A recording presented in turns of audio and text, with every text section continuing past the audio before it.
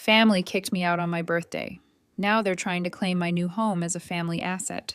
Hey, I'm Eleanor, and do I have a story for you? I'm 27, and life's been a bit of a mess lately. I work as a marketing assistant, which is not glamorous, but it pays the bills. Well, some of them. I live with my parents and my younger brother Tom in a not-so-great house. The place is cramped, falling apart, and always smells weird. But it's home, or at least it was. Let me start by saying I've been contributing a lot around here. I've been paying a big chunk of the bills, buying groceries, and even handling house repairs when something breaks down. You'd think I'd get a little appreciation for that, right? But nah. Every time I walk into the room, I hear my mom, Susan, talking down to me like I'm some failure. Eleanor, when are you going to get a real job? She'd say. It's like her favorite line. I mean, what does she even mean by real job? I bust my butt at work. Marketing isn't easy. But in her eyes, because I'm not a doctor or a lawyer, it doesn't count. Every time I try to defend myself, it's the same response. If it was a real job, you'd have your own place by now. Yeah, okay, Mom. And then there's Tom, my 26-year-old brother. We've never really gotten along. He's got this smug attitude, always looking down on me, like he's better than I am because he has more followers on social media or whatever. He barely lifts a finger around the house. Guess who picks up the slack? Yep, me. But does anyone care? Nope. Anyway, my 28th birthday was coming up, and I was kind of excited for it despite everything. I know, dumb, right? But I really thought maybe this year would be different. I even saved up and got myself a nice cake from this fancy bakery downtown. I was imagining how we'd have a little celebration, just the four of us. It wasn't going to be anything big, but I thought maybe, just maybe, they'd actually care. So, a few days before, I sat down with my mom and dad, Mark, to talk about it. Hey, I was thinking we could do something for my birthday this weekend. Just, hang out. Maybe have some cake, I said, trying to keep my hopes in check. Mom didn't even look up from her magazine. We'll see, Eleanor. We might have plans. Plans. On my birthday. I should have known something was up, but I didn't want to believe it. I mean, I've been living here my whole life, helping out, working hard. Why would they have plans that didn't include me? Fast forward to my birthday, and I was feeling good. I went to work, got a bunch of happy birthday messages from coworkers, and even treated myself to a new outfit. Things were looking up, right? I thought maybe, just maybe, I'd get home and they'd have a little surprise waiting for me. I don't know, a card, a cake, something, anything. But the second I pulled into the driveway, my stomach dropped. My stuff was out on the front lawn. Boxes, bags, my clothes, my books, everything just thrown out there like trash. I jumped out of the car, my heart pounding, and rushed over to the porch, and there they were, my mom, dad, and Tom, just standing there staring at me. It was like some twisted family meeting or something. My heart was racing, and I couldn't even think straight. What's going on? I asked, trying to keep my voice from shaking. Mom stepped forward, her face cold like she didn't care at all. Eleanor, it's time for you to move out. You're not welcome here anymore. I stood there frozen like I couldn't process what she was saying. Move out? On my birthday? What kind of sick joke is this? I looked at Dad, hoping he'd step in, say something, tell me this was all a misunderstanding. But no, he just stared at the ground, his hands stuffed in his pockets like he couldn't even look at me. I felt this rush of anger and confusion.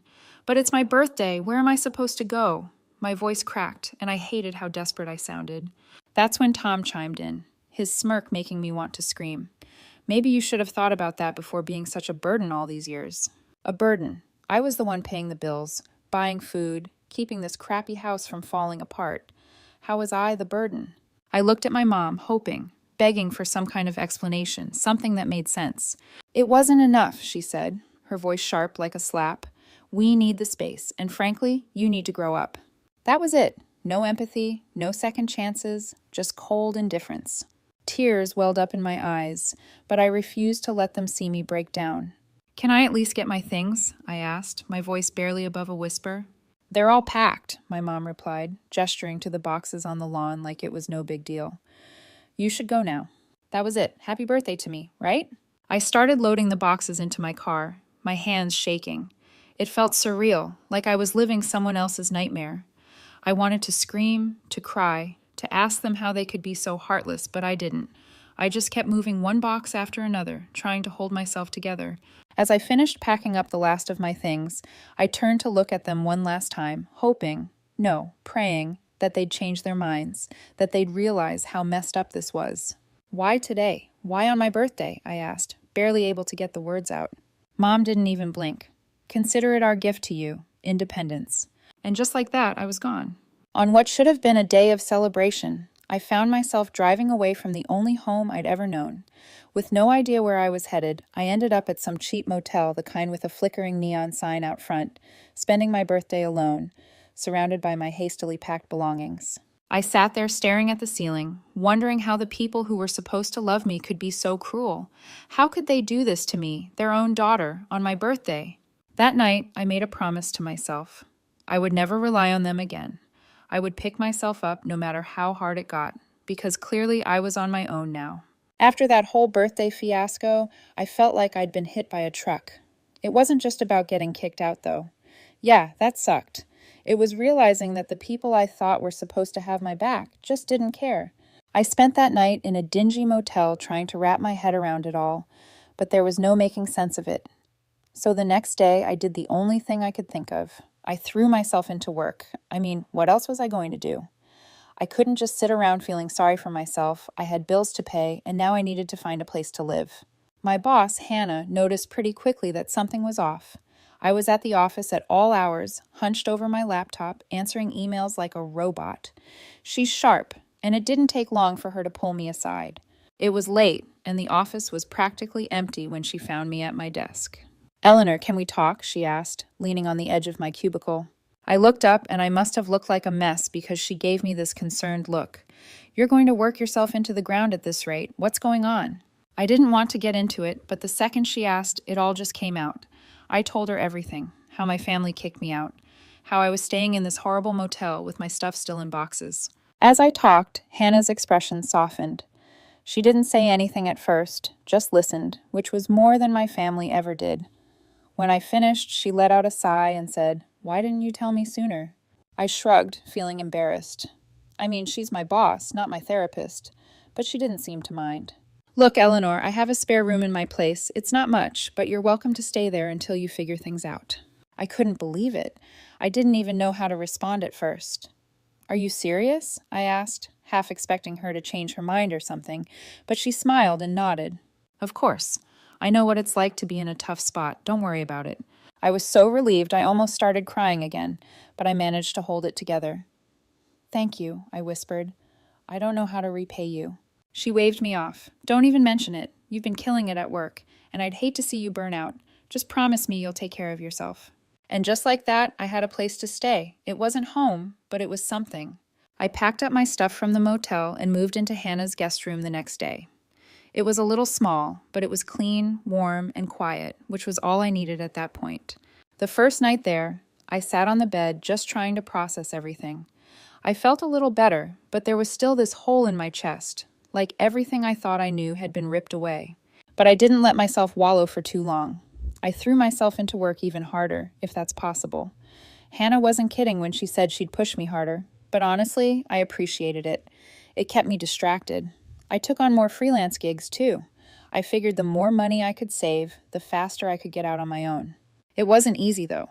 There were nights where I stayed up until 3:00 a.m., just staring at my computer trying to crank out designs, while my mind kept drifting back to my family. I kept thinking, maybe they'd call, maybe they'd apologize, maybe they'd realize they messed up.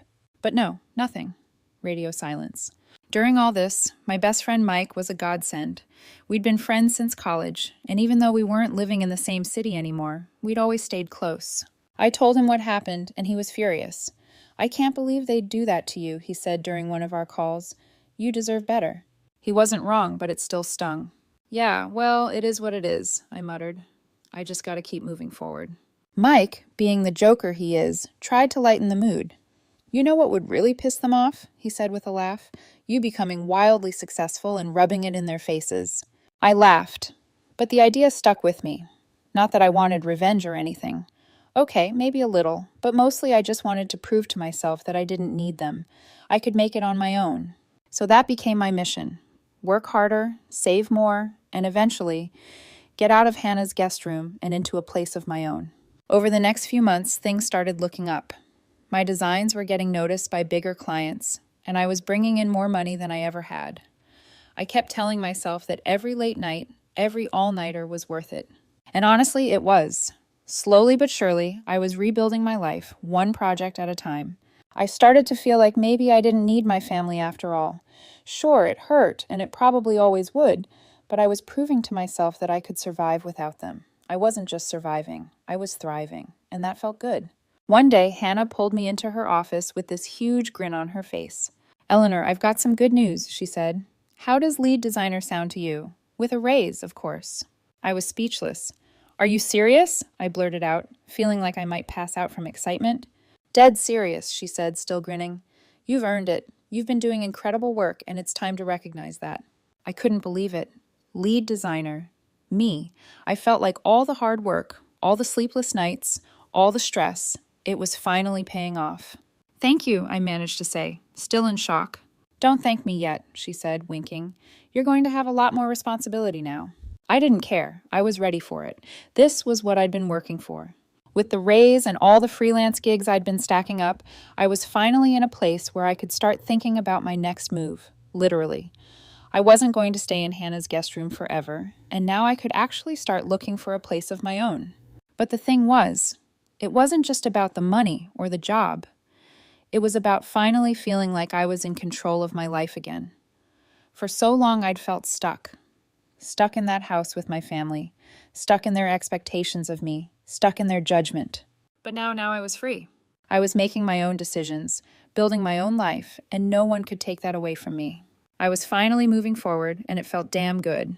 A few weeks after I got promoted to lead designer, I was finally starting to feel like I had my life together. I'd been working nonstop, saving money, and I was even thinking about getting my own place soon. Things were really looking up for me. But of course, right when you think everything is going smoothly, life decides to throw a wrench in the gears. It started one random Wednesday afternoon.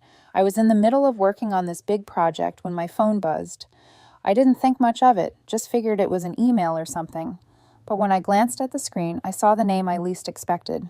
Tom, my brother, the last person I wanted to hear from. For a second, I just stared at the phone. Part of me didn't want to answer it.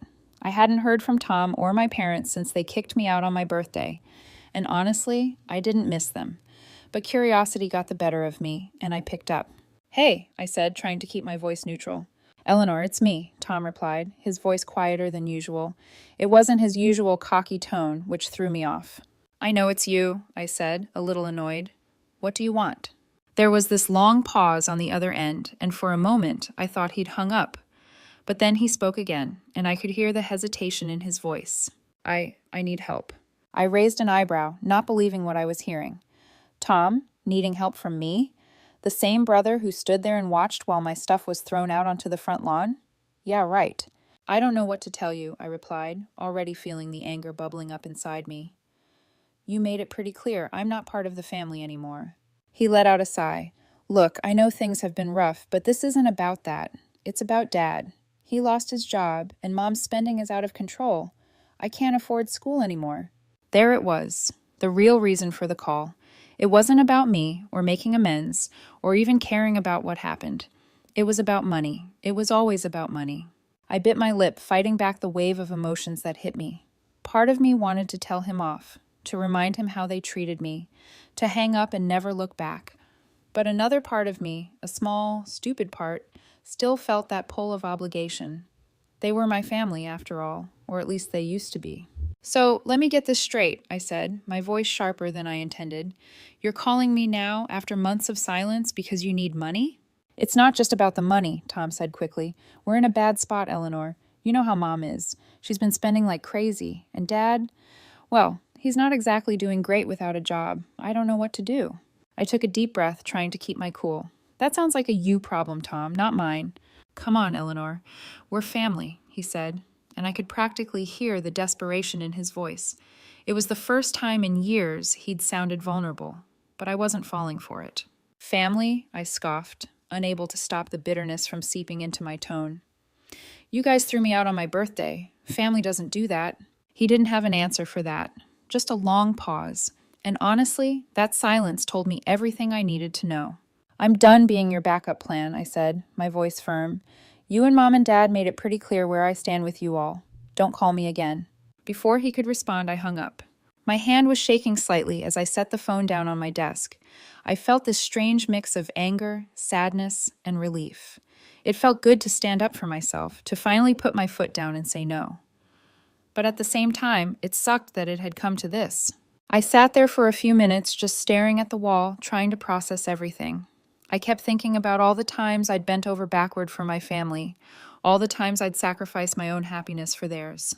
And where had it gotten me? Homeless on my birthday. It was time to stop feeling guilty for walking away. They made their choice, and I had made mine. After that call, I threw myself back into work. I didn't want to dwell on it too long because I knew it would just drag me down. So I focused on the project I was working on, trying to push the thoughts of Tom and my parents to the back of my mind. But the thing is, once those thoughts creep in, they're hard to get rid of. That night, as I lay in bed, I kept replaying the conversation over and over in my head. I kept thinking about what I could have said, what I should have said. I wanted to believe that maybe, deep down, they were sorry. But I knew better. They weren't calling because they missed me, or because they regretted what they did. They were calling because they needed something from me, and I wasn't about to let them use me again. The next morning, I woke up feeling more determined than ever. It was time to focus on me, on building my life, my career, and my future. I couldn't keep looking back, couldn't keep wondering if things could have been different. They weren't, and that was just the reality of it. From that day forward, I made a promise to myself. I wasn't going to let my family drag me down anymore. I'd been through enough, and I was finally in a place where I was starting to build something good for myself. Sure, part of me still felt guilty for cutting them off, for not helping when they were clearly in a tough spot. But then I reminded myself, where were they when I was struggling? Where were they when I needed help? Yeah, I didn't owe them anything. So I kept going. I worked hard, saved my money, and kept my focus on the future. And every time I started to feel that old guilt creeping in, I reminded myself of that phone call. They made their bed, and now they had to lie in it. I wasn't going to be their safety net anymore. And honestly, it felt good to finally be free. I finally saved up enough to buy a really nice apartment, and honestly, it was the best thing that had happened to me in a long time. I was in the middle of a project, knee-deep in designs, and completely focused, when the doorbell rang. At first, I thought it might be a package. I'd been ordering a bunch of stuff for work, so I didn't think twice about it. But when I checked the security camera, I froze. There, standing on my porch, were my parents and Tom. My stomach did this weird flip, like someone had punched me. They hadn't reached out since that call from Tom weeks ago. I thought we were done. So why the hell were they here? I took a deep breath, trying to calm myself down before opening the door. My mind was racing with all the possible reasons they could be standing there. Maybe they were here to apologize. Or maybe they just needed something else. Honestly, I didn't know which would be worse.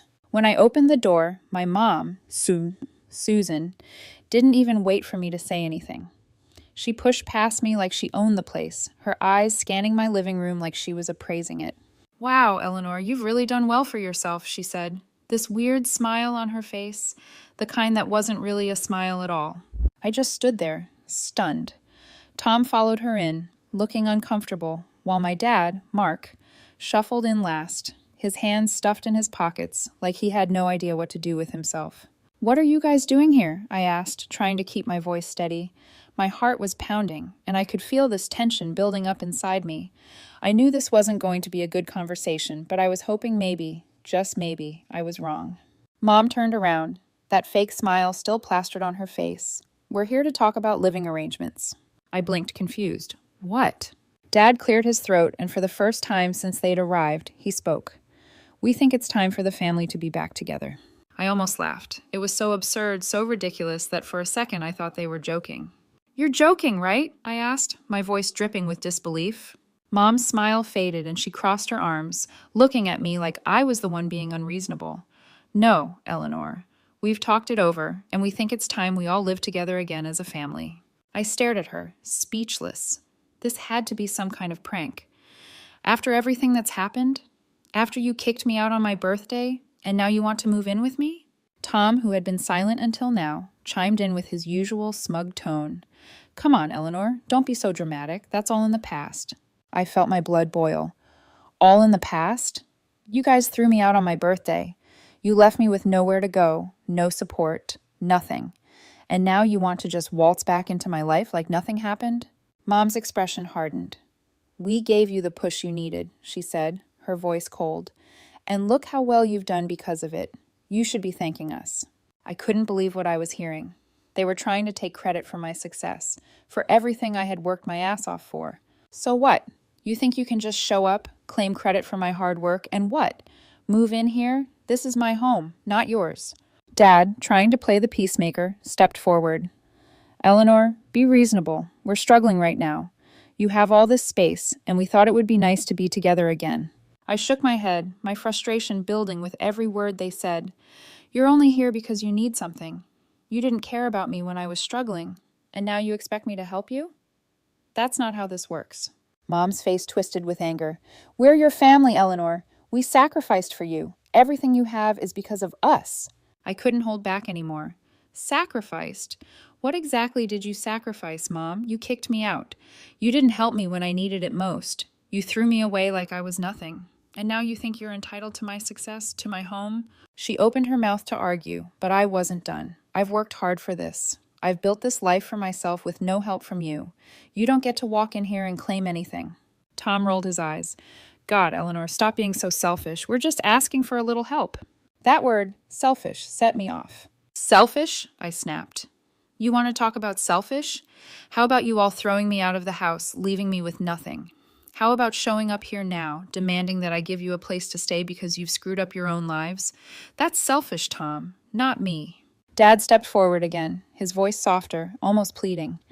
Eleanor, please. We're just asking for a chance. I took a deep breath, trying to calm the storm raging inside me. No, you don't get to do this. You don't get to use me anymore. Mom's eyes narrowed. Fine. If you want to be difficult, we'll take legal action. We have rights, you know. I couldn't believe what I was hearing. Legal action. On what grounds? We'll find something, she said, her voice dripping with venom. Don't push me, Eleanor. I let out a bitter laugh. Go ahead. Try. But let me tell you something. This is my house, and you have no right to it. You're not moving in. Not now. Not ever. They didn't say anything for a moment. I could see the anger and frustration building in their faces, but I didn't care. I wasn't backing down. Finally, I walked over to the front door and opened it wide. Get out, I said, my voice steady. Now. They hesitated for a moment, but I stood firm, waiting for them to leave. Mom huffed, shooting me a look full of hatred before marching out. Dad followed her, looking like he wanted to say something, but he didn't. And then Tom, who just shook his head in disbelief, walked out without another word. As soon as they were gone, I closed the door and leaned against it, taking a deep breath. My heart was still racing and my hands were shaking, but I felt this weird sense of relief, like a weight had been lifted off my shoulders. I wasn't going to let them take advantage of me anymore. Not now. Not ever. After I kicked my family out of my house, things got quiet again. I'm not going to lie, it was a relief. For the first time in a long time, I felt like I had control over my own life, like I wasn't constantly waiting for the other shoe to drop. But deep down, I knew that wasn't the end of it. My mom had thrown out that threat about legal action. And even though I didn't think she had anything to stand on, I couldn't shake the feeling that they weren't done trying to weasel their way back into my life. A few days later, I got a call from Mike. He's one of my closest friends, and lucky for me, he's also a lawyer. I had mentioned the whole situation to him in passing, but I hadn't gone into all the details. Now that my family had crossed the line, I figured it was time to get some real advice. Hey, Eleanor, Mike said when I answered. You free to talk? I've been thinking about your situation. Yeah, sure, I replied, suddenly feeling a bit anxious. What's up? I've been looking into your parents' situation a bit more, he said, his tone getting more serious. I know you mentioned that they've been struggling financially, and you're worried they might try something shady. Well, I did some digging, and it turns out they're in deeper trouble than you thought. My heart sank. I didn't want to hear this, but I knew I needed to. What do you mean? I asked.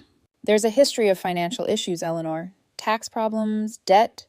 It's not just that your dad lost his job and your mom's been overspending. They've been digging themselves into a hole for years. And now that you've made it clear they can't rely on you, they're getting desperate. I sat there processing what Mike was saying. My mind flashed back to my mom's smug threats, her talking about legal action, her entitlement to what I'd worked for. It made sense now.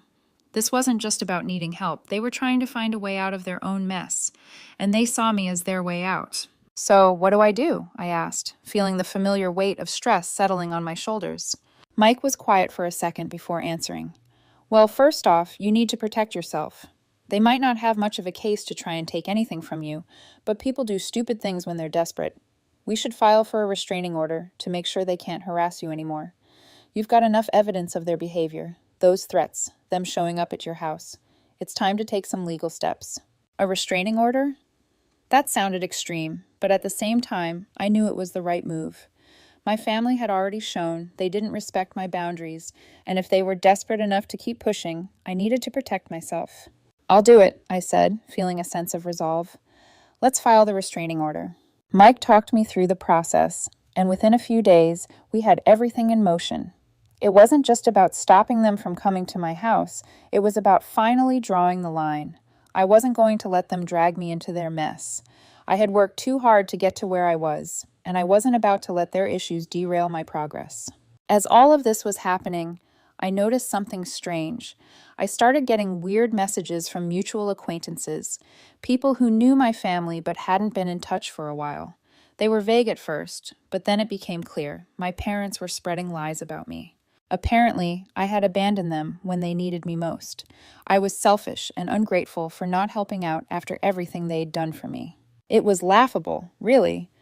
The same people who kicked me out on my birthday were now trying to play the victim card. I couldn't believe it, but at the same time, it pissed me off. I had worked so hard to rebuild my life, and now they were trying to tear it down by turning people against me. I called Mike again, letting him know about the rumors. "What should I do?" I asked, frustration clear in my voice. "Honestly, don't engage with it," he said. "These people don't know the full story, and your parents are banking on the fact that you'll get defensive and try to explain yourself. Don't give them that satisfaction. We'll handle this in court if it gets that far. And trust me, you've got nothing to worry about." It wasn't easy taking Mike's advice. My first instinct was to blast the truth to anyone who would listen, to tell them how my family had treated me and why I had every right to cut them off. But the more I thought about it, the more I realized Mike was right. I didn't owe anyone an explanation. I knew the truth, and that was enough. Weeks passed, and the legal proceedings moved forward. Mike was a beast in the courtroom. And when the restraining order was finalized, I felt this huge weight lift off my shoulders. My family couldn't come near me, and if they tried to pull any more stunts, they'd be in serious legal trouble. But that wasn't the end of their problems. Remember those financial issues Mike had mentioned? Well, it turns out they were worse than we thought. After some more digging, Mike found out that my parents had been dodging taxes for years.